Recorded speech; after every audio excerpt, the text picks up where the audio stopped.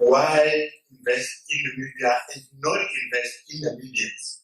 And some people almost killed me for that. Yeah, but the same way with today's lecture, I think can we maybe think about in terms of poverty eradication? Why are we saying poverty eradication? Why are we not saying wealth distribution? Because if you speak of poverty, you are actually speaking the language of the poor. You are not speaking the language of the rich. Because if you speak about wealth distribution, then it's a whole different level. You are speaking about wealth. You are speaking about people that actually have things in their head that they need to distribute to others. So I think we need to look at that as young people and start engaging from that position and asking questions without being afraid, like somebody has mentioned, that we need to start asking questions. Why are we not having as to what is basically the best approach that young people should pursue this idea of intergenerational politics, making references to international comparisons and stuff for us to understand whether there are some areas or there are some places in the world where intergenerational politics and sustainable development can be pursued or amassed in a manner, in a dialogue that is more peaceful, not radical. Is there anything of that nature perhaps? Actually, I have a question which might be a little short, but it's just something that has been troubling my mind for a while. I want to know who's the real Eliakorari and what legacy he wants to leave behind. What in your view, what value? Because it was mentioned before, I think that's also part of the introduction, Marxism. In your view, Doctor, what value do those foreign conceived ideologies have for us? To uplift us. To speak to the question I think somebody asked in terms of us not knowing who we are. For me, it speaks to one aspect. It's a lack of self-knowledge. We don't know who we are. We don't know enough where we come from. And if we don't know where we come from, we don't know where we're going. Okay? Because the future is sort of like conceived in the light of yesterday. Okay. So, Doctor, what is your view on Marxism? Is it viable ideology to develop an African nation as we are? Maybe also touching on the aspect of Pan-Africanism. Somebody says, let's do away with the tribes. No, I think let's not do away with the tribes. Let's just become Africans. Because once we become Africans, we are what? We are Namara, we are Nama, we are Wambo, we are Silos, everything. Okay? But I think trouble arises in a way when we start to take on a different identity. When we start to take on Europe through education institution, through what have you. Okay, maybe just if you can answer to that. Thank you very much. Thank you. I really, my contribution, Chief, and everyone here really has to do with the little that we're trying to address. We are in a serious problem, a very serious struggle. We don't seem to realize. It has to do with the psychology of our generation. And I'll give you two examples. Yesterday we were driving in Angola, and then it was on the Shongo radio. The NBC presenter, and I'm taking serious issue with that. The NBC presenters announces to everyone else that you can call in, but you are not allowed to mention the name of any leader who you think, whether it's a governor or minister who's not working hard. Don't mention it. It's a national broadcaster announcing like that. And then people call in compliant with that nonsense. But when you praise people who are doing what you mention their name, but nobody sees anything wrong with that. Again, that part of the country, we are saying 60% of the population is young. They say government brought relief, he works to the prime minister. Now, when they go and distribute this food from our budget, the idea is that people are affected by drought in geographical area, but those councillors and those politicians who have been in power for 20 years, they have a law that comes from Norway. They say that if there's a big house in you, you will not get it. But there's no government policy like that. So meaning that if you have a criminal that came to you, and that criminal stole money and built a small room in the grandmother's house, the grandmother will not get drug relief supply. And nobody does anything about that. But we are 60% of the population, and the crisis is cheaper. Helmut Angola gets diamond, and he puts in a daughter in diamonds. Now he's channeling the benefits to his nephew. But he stands before people and make a rally and speak about inequality and people changing, and everyone is clapping hands. There is something materially wrong with our psychology of our generation. Now, last year, you see somebody in the Ministry of Finance in this country, they don't actually tell the truth.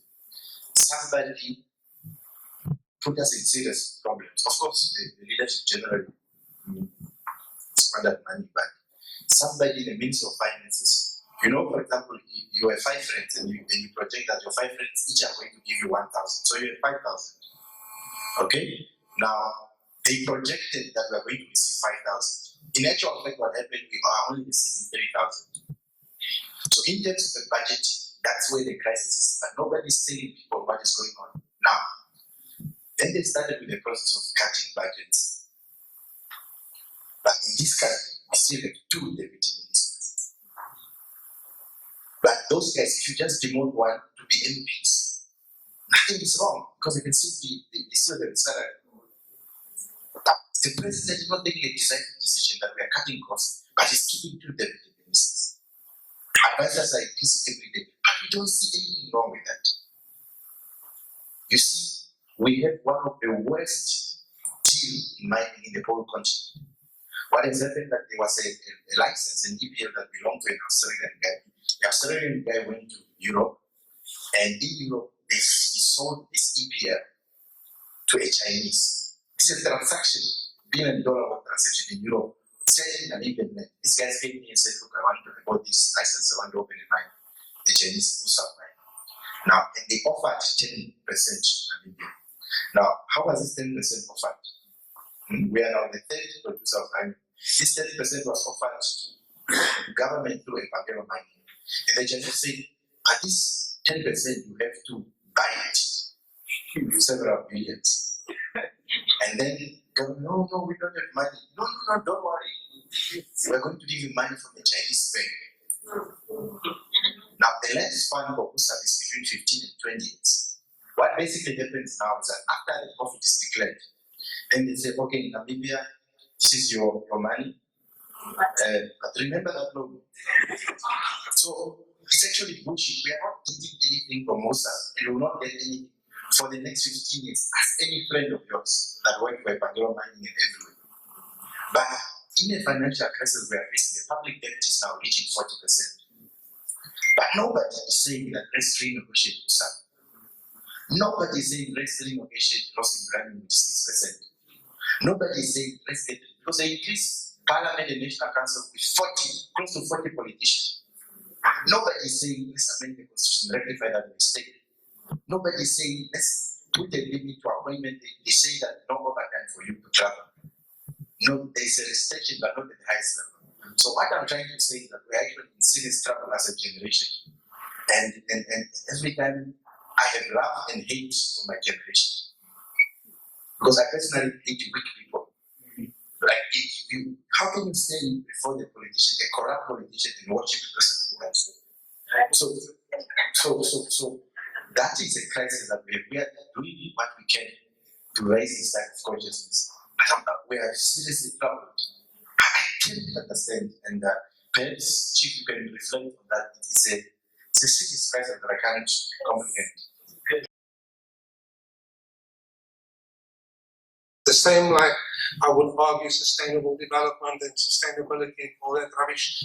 It's all bourgeois words that has been created by the capitalist class, not only to dupe the working class primarily, but also to steer their thinking, their behavior and their actions like an equilateral triangle. That is my positioning. And I see all my academics and all my teaching and all my lecturing to students. I don't know how many students I've had in my life, high school students and varsity students. I try to impress on them that if you talk wrong, you're going to end up doing a wrong action. This is my position. So I'm a South African. And I'm sick and tired of listening to Comrade Blade in Simande.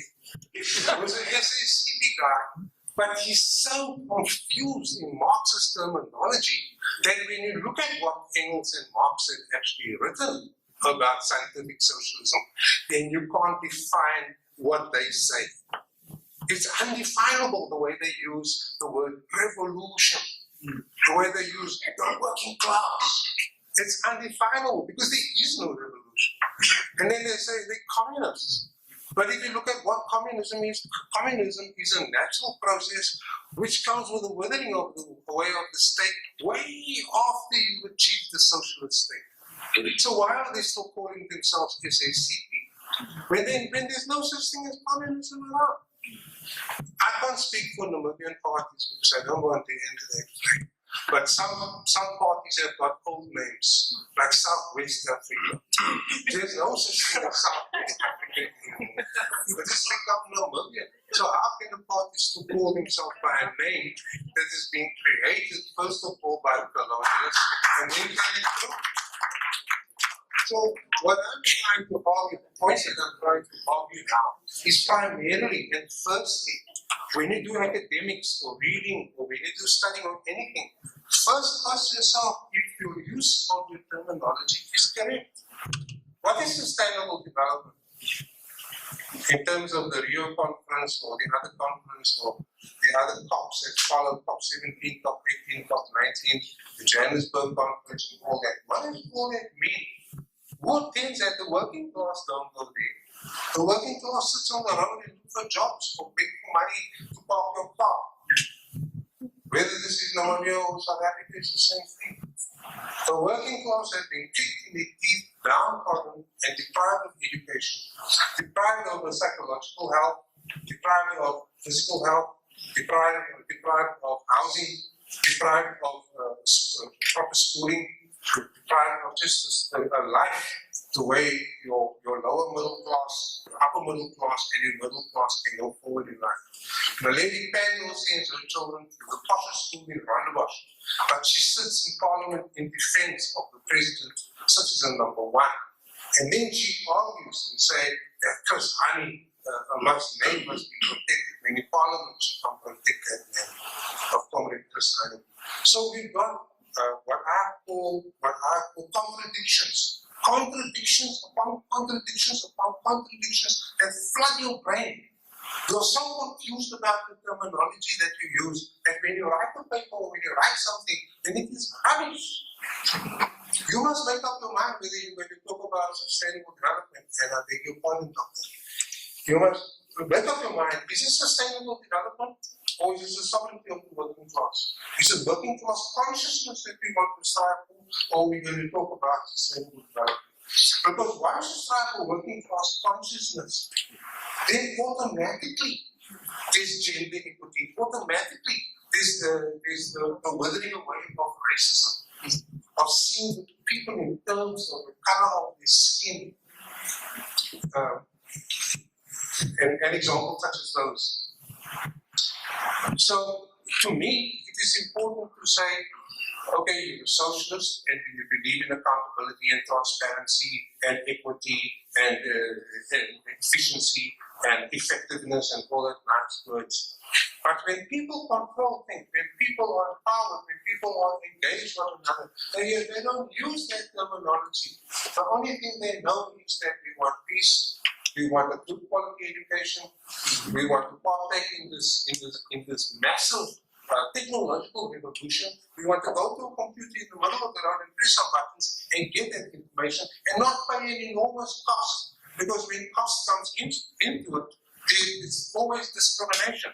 So there's discrimination between who've got money to pay and who haven't got money to pay.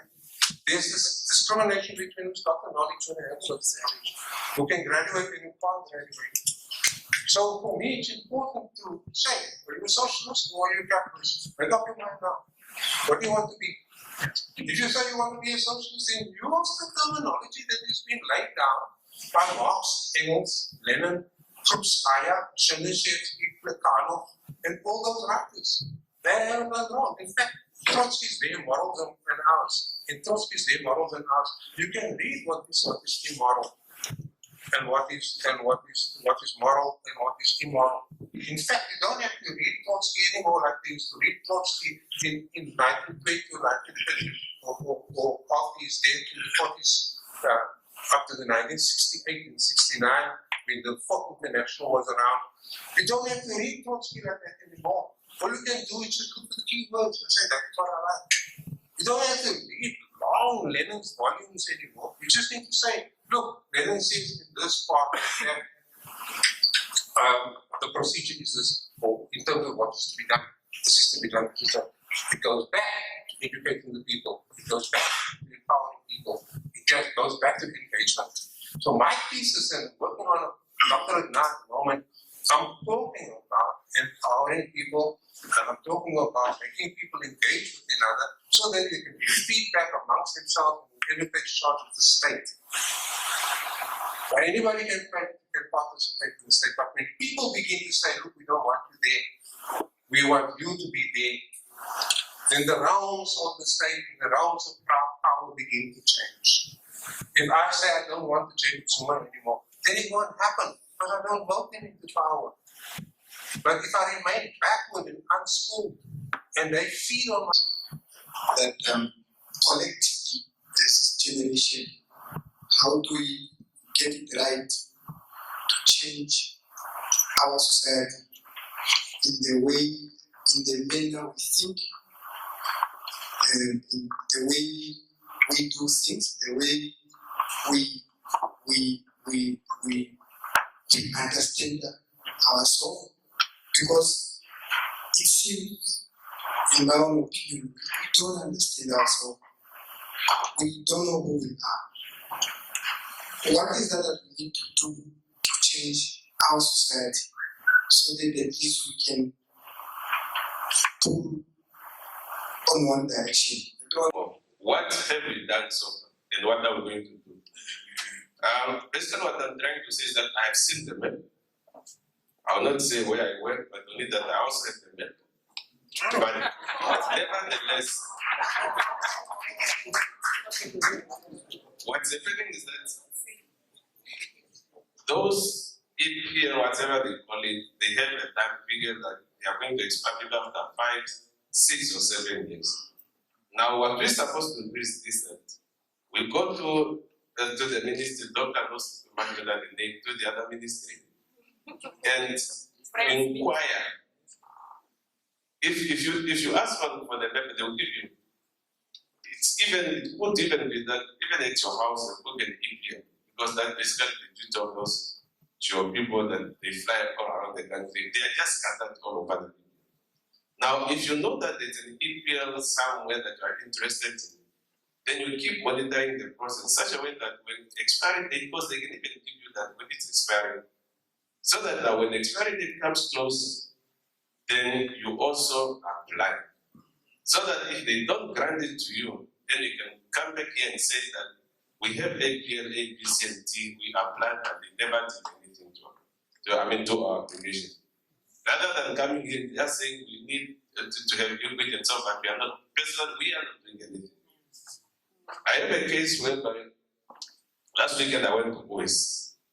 It's a Namibian citizen who was allocated, we call it mining claims. But then the system itself now, they say we should not refer to other people, but I don't know the better way to put it. There were a certain group of people, the administrator higher in the hierarchy, that said they already know this area, somewhere close to Brandberg mountain. We should be aware of that mountain. The longest is like, if I'm correct. Now, what happens is that they have been monitoring this whatever this process to say that when these mining claims they are going to expire, we are no longer going to renew them on his name, but rather in Kafita's name. So, because this Namibian comrades, it's from, they will call it the advantage group.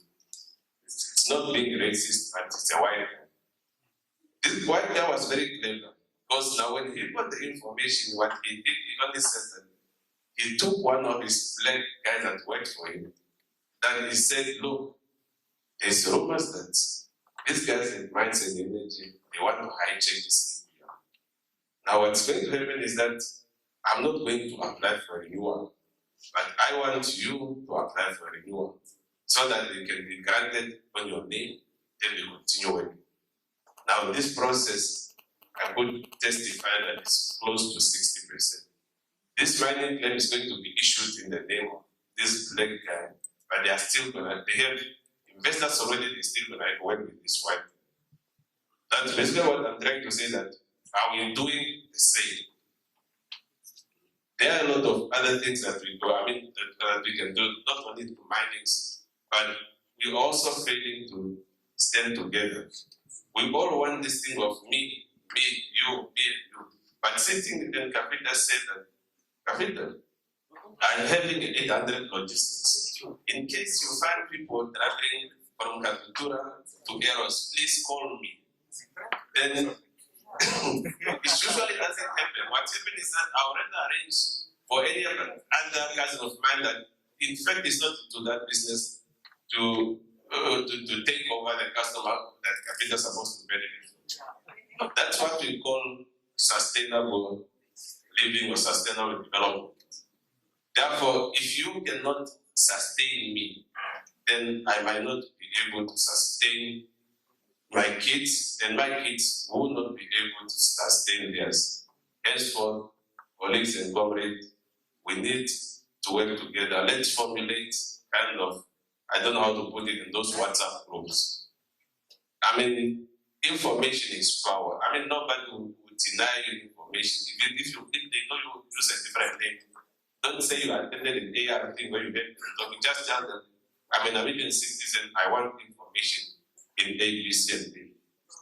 Because I should took note of the comrade from Stellenbosch. One of the papers that I have, it's also from Stellenbosch. But when we were doing those things, I keep questioning these people. What do you do? Then they will answer, no, my father is having a white farm. Now, what will you do after you have graduated? You tell them, no, I'll look for the job. I'll just work on my farm. Literally means that engineers whose father they're engineers, they're mainly studying engineering. Pharmacists the same, so that they keep sustaining their own system. And that's basically what's lacking within our own blood. That's the blood community.